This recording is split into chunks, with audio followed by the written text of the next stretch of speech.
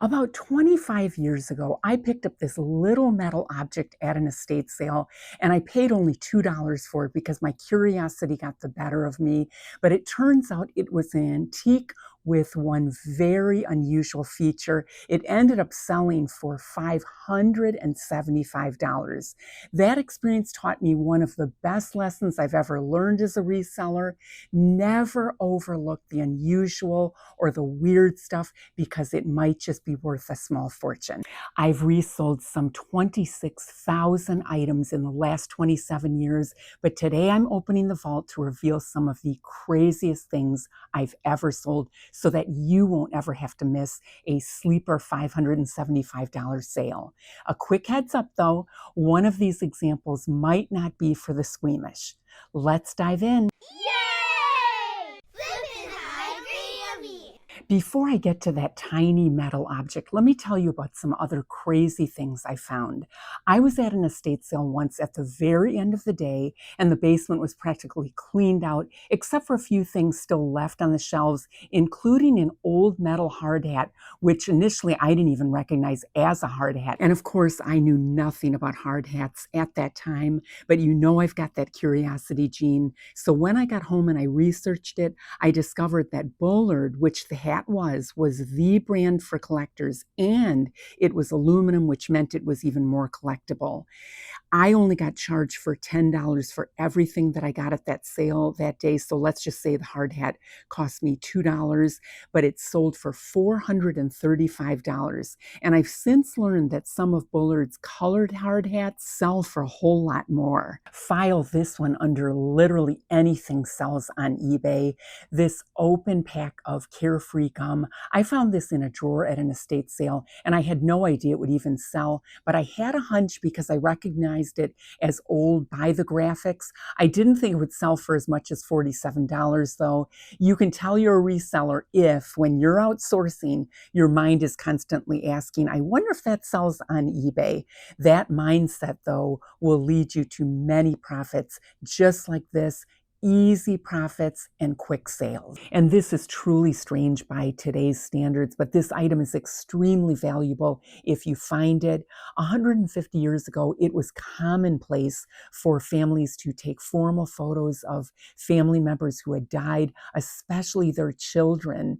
And post-mortem photography was popular and considered a comforting memento for the family. I have found a few of these photos since I've been reselling though, mainly because I'm an antique photo buff. Anytime I see antique photos for a reasonable price, I will buy them. But I don't collect post-mortem photos. I've always paid next to nothing for them because they've always, like I said, been among a collection of photos that I bought.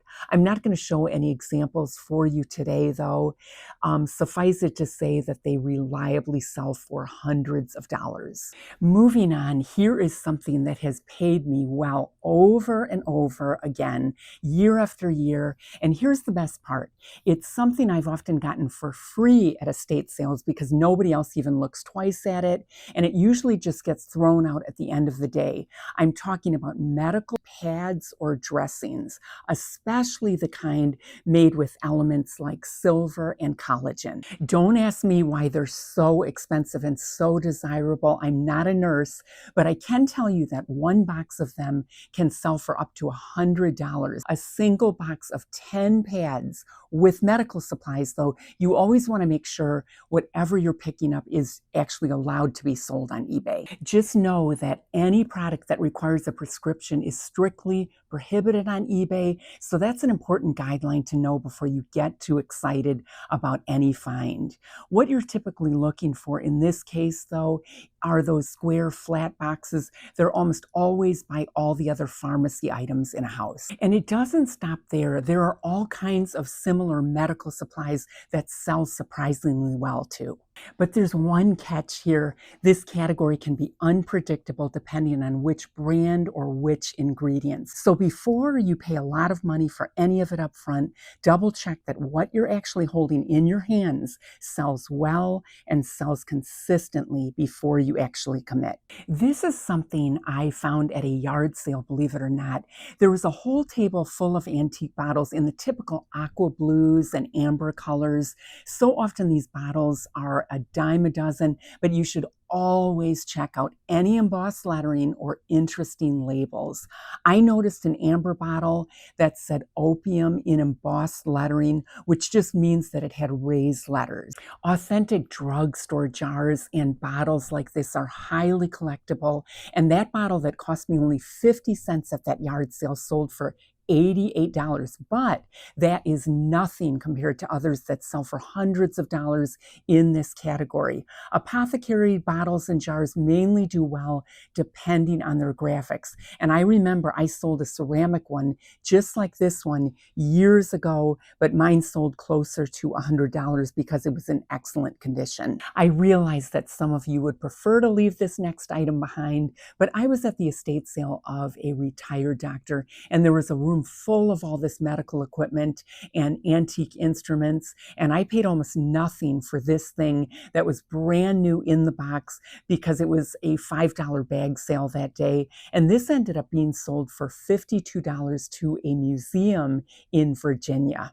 Get this, I've scored this next item not once, not twice, but at least 4 times that I remember in just the last 5 years. And I'm talking about a lipstick that is a drugstore brand, not a department store brand, Moondrops by Revlon, in the color apple polish specifically, and I've never paid more than $1 for any of them.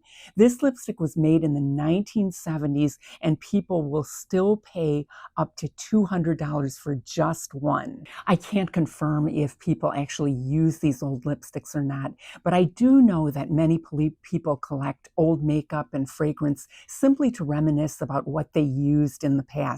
And you're looking at one of those people. The most astonishing thing for me, though, is that the last time I scored one of these lipsticks, it was brand new, but it had a big ding in the lipstick itself. It's still sold for $110. And you can check out a few other Moondrop shades that sell for as much as that on eBay. I'm fascinated by the fact that only a few lipstick shades out of hundreds of this particular brand are the only big money makers for reasons unknown. When I told you I was opening the vault on some of my craziest eBay sales, I meant it literally too, because here I am opening the actual vault on some of my eBay sales as far back as 1999. I saved some pages from some of my past sales, and here is just one example. The first thing you'll notice is that every price in bold means that the item sold. If the price wasn't in bold, that meant nobody had bid on it and the item didn't sell. Remember, we didn't have buy it now back then, so you had to patiently wait out the full 7-day auction and hope it ended the way you wanted. In this column, you'll see notes like no sell and complete. That's because payment didn't even come through instantly the way it does now.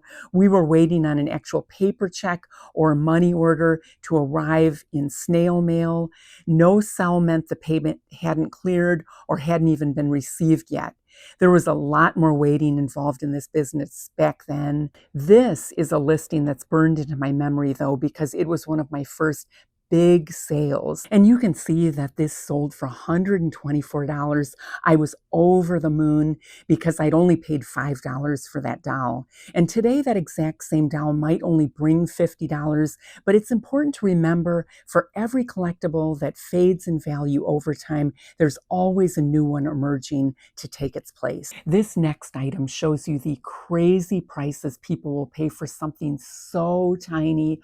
I'm talking about vintage Barbie accessories like purses and shoes. This little vintage Barbie purse is the size of a postage stamp. I paid 25 cents for one. I found it at a yard sale and I sold it for an unbelievable $231. But through the years, I've sold plenty of other purses for incredible profits too, sometimes for other Barbie friends like Francie. I've also sold single Barbie shoes for just as much. Don't not list Barbie shoes just because you have only one. Find out if it's a valuable one, because collectors often need to complete a pair of shoes, or they're buying that precious pretend glass slipper for Cinderella Barbie. Before I get to the rest of some crazy sales, this is the perfect time to tell you about one of the craziest things that ever happened to me on eBay. I randomly bought a Polly Pocket set new in the package as a gift for my niece. And I noticed this woman's eBay store, I'll call her Jenna. She had all kinds of other toys and collectibles. So I messaged Jenna and I asked her for a bundle price on several other things that she had listed for sale. She agreed to a volume discount and we started messaging back and forth a little more. But eventually Jenna told me that she had no idea that her grown daughter, who lived in another state, had been compulsively buying thousands of toys and collectibles, and now her daughter couldn't afford to live in her house. This woman basically did a financial intervention on her daughter, and she told her she was selling all of her stuff and she would be moving her daughter in with her. This woman was absolutely overwhelmed with selling everything on eBay, so she asked if I was interested in doing some huge bulk buys just to be able to get rid of everything. I jumped at the chance and we became great friends because we also had a lot in common. Unfortunately, she passed away a few years ago, but since she lived in another state, she had to ship everything to me, and I was buying smaller toys though, like Fairy Winkles and more Polly Pockets, so shipping fees for everything wasn't ridiculous at that time. And I literally bought hundreds and hundreds of items from her, and I was also able to sell every last item I got from her. Unfortunately, I can't tell you exactly what I paid for all those shipments, but I do remember my bottom line was in the nearly 100% profit range. I did do a little bartering just because she was so good to me, but it was a huge windfall for me. Never underestimate the power of getting to know people, because it often opens the door to opportunity. Now let's revisit that mystery metal object I was telling you about in the beginning of this video. It's called a Stanhope. I didn't even know they existed until I started hanging around an antiques expert in the early 90s. And then I found one out in the wild a few years later. Stanhopes are any little trinket or piece of jewelry that has a little peephole in it with a micro image inside. And they still make this kind of jewelry today, but for flipping, you should look for the ones from the Victorian era especially. And if you ever come across from a whole bunch of antique charms, for instance, check if any of them are Stanhopes. You always are looking for that tiny hole. And some of them even have entire poems or Bible verses in them.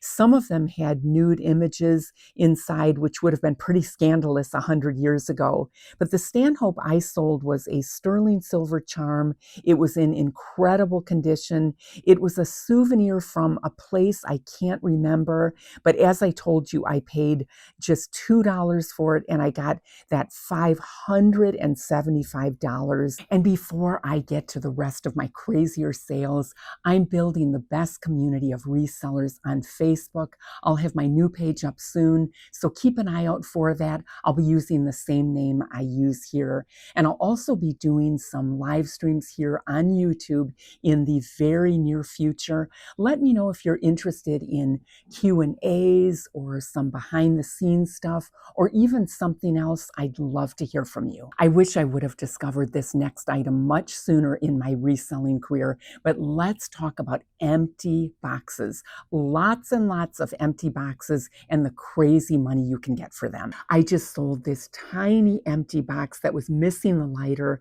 for $50, including shipping. You can see me find it in one of my live sourcing videos recently. I paid less than $1 for it. And this was a great little sale, but people will pay unbelievable prices for a box to complete all kinds of collectibles. Watch boxes sell all the day long, as well as high-end designer gift boxes for clothing and jewelry. When it comes to amazing flips I've had over the years, I've stumbled onto some huge windfalls, but I guarantee that the longer you do this, the more stories like this you'll have to tell yourself. And I'm choosing this next example for two reasons. A, I found it in a place nobody ever looks, and B, I wasn't even close in predicting the profit I would make. Initially, I was thinking optimistically maybe a few $100s, and I actually have a YouTube short video from the day I found it. I'd gone to an estate sale that honestly seemed like it was going to be a total waste of time. There was practically nothing left in the house by the time I got there, and prices were ridiculous. But I always make a point to check the basement, of course, and you know I always tell you to look up in the rafters, so that's exactly what I did that day. And I'm an enthusiastic collector of ephemera, old paper collectibles, items with cool graphics and historical documents, that kind of thing. So I was so excited when I spotted an old tattered scrapbook up in the rafters, and when I opened it, I saw a whole bunch of antique photos of boxing matches. And when I went up to pay, the guy told me it had belonged to his grandfather, and he only charged me $1 because he shrugged and said, oh, they were just going to throw it away otherwise. And maybe you're like me, because it kills me to think about all the history that gets thrown away forever. At the time, I knew almost nothing about early professional boxers. Maybe I recognized the name Jack Dempsey, but when I got home, I went straight down the rabbit hole, as I often do, researching what I find, because I love reading about areas of history I'm not familiar with.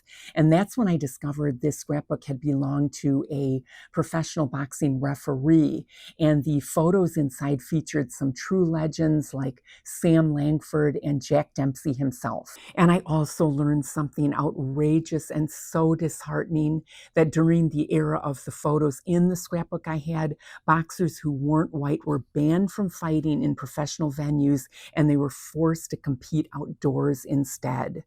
Because of that, there are far fewer surviving photographs documenting those fights, which made what I was holding even more historically significant. And I decided to list a souvenir boxing match program separately, along with 3 of the photos I had. Both listings sold quickly at $150 each. And after that, I held off on listing anything else from the scrapbook. And I'm so glad I did, actually, because I ended up selling the rest of it privately for one of the biggest profits I've ever had as a reseller. And here's the main lesson: keep looking in unexpected places, and above all, like I always say, stay curious. And I could do another entire video on all the odd paper sales I've had, from McDonald's takeout bags to used stickers. But that's all for today. Thanks so much for watching, and I'll see you on the next video.